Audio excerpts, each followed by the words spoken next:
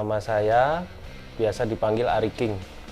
Kalau kesibukannya masih bekerja di tempat kerja biasa lah.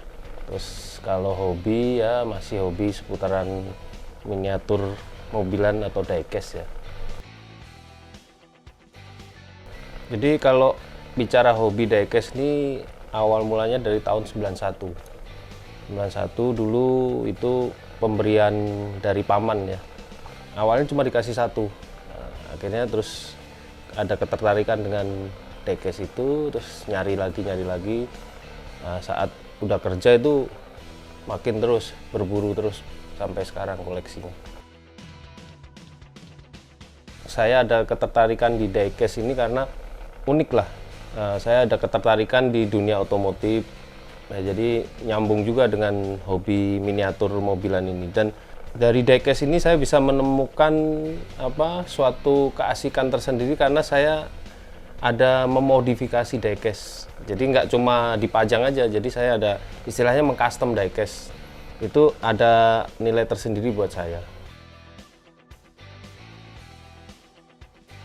Kebetulan kalau dari keluarga sih nggak ada masalah ya, karena memang dari awal mereka udah tahu lah istilahnya hobi saya seperti ini. Dalam hobi ini juga sebenarnya ada nilai investasi juga. Jadi keluarga juga paham kalau hobi ini juga bisa menghasilkan uang. Ada beberapa item yang memang udah masuk kolektor item, itu udah langka, itu harganya udah naik tinggi. Terus kalau tadi saya yang hobi di custom, memodifikasi, itu bisa kita jual dengan harga yang lebih mahal dari yang belum di custom. Buat teman-teman semua yang baru mulai atau sudah suka dengan diecast, saya kasih tip ya. Jadi intinya diecast ini kan produksinya sangat banyak dan banyak brandnya, banyak merek ya. Jadi pertama kenali dulu. Jadi apa yang kita sukain dari diecast itu, modelnya apa. Jadi jangan kalap, semua dibeli nanti waduh babak belur itu. Nanti keuangannya yang nggak bisa terjaga. Jadi beli yang memang menjadi fokusan kita, jangan terpengaruh orang lain. Kalau prestasi mungkin ini salah satu pialanya, ini juga beberapa piala. Jadi kalau prestasi kebetulan saya bersama teman-teman di komunitas Dewata Diecast ini selalu mengikuti kompetisi yang ada di luar Bali, kompetisi nasional. Jadi untuk kayak misalnya ini kan JVWF, ini Jogja Volkswagen Festival. Ini diadakan 2 tahun sekali. Dan kita selama 6 tahun juara 1 terus. Itu pialanya ada di Bali. Terus yang Custom Fest ini acara tahunan juga, diselenggarakan di Jogja juga. Buat saya suatu kebanggaan bisa ikut kompetisi ini karena ini kompetisi memang bergengsi. Jurinya dari luar, boleh lah jurinya. Jadi ada kebanggaan kita bisa mendapatkan, dan kita udah 4 tahun kita pegang piala juara terus. Terus kalau untuk prestasi yang di lokal banyak banget, mungkin piala yang kita punya bisa ada kali 600-an piala. Kita juga pernah menjadi juara nasional di Indonesia, juara nasional balap diecast itu tahun 2013.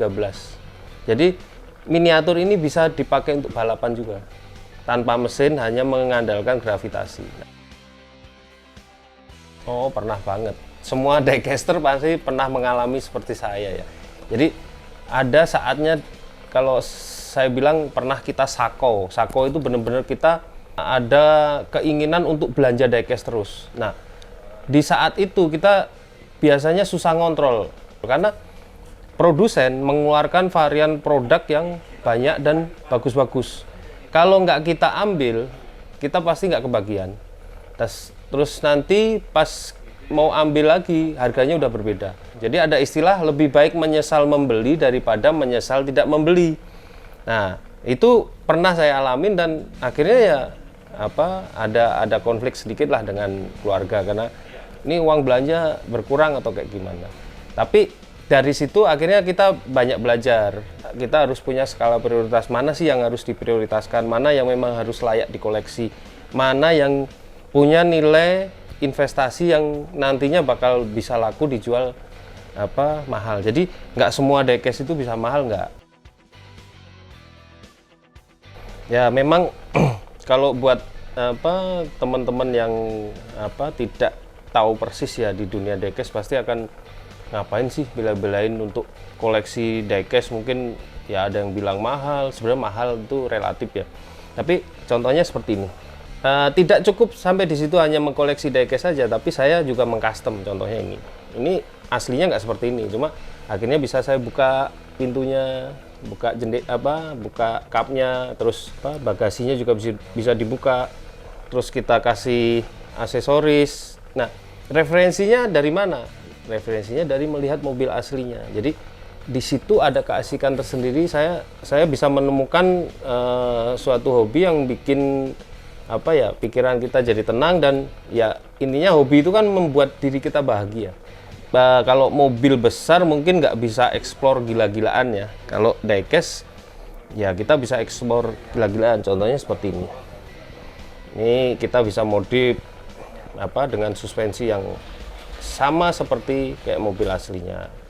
Roda bisa belok, terus bisa dibuka, ada mesinnya. Jadi ada tantangan, ada challenge tersendiri gimana membuat sebuah diecast yang tadinya biasa aja menjadi sesuatu yang luar biasa. Kalau ini sekitar 1,5 juta, nah, itu cost ya. Tapi kalau bicara dijual, mungkin karena saya itu termasuk yang apa ya, untuk item-item tertentu itu saya suka dengan diecast ini, jadi kemungkinan nggak bakal saya jual. Diecast itu nggak sekedar cuma pajangan atau mainan. Ternyata kalau kita bisa explore ya jadinya seperti yang ada di ini. Udah bukan asli semua, ini udah custom semua.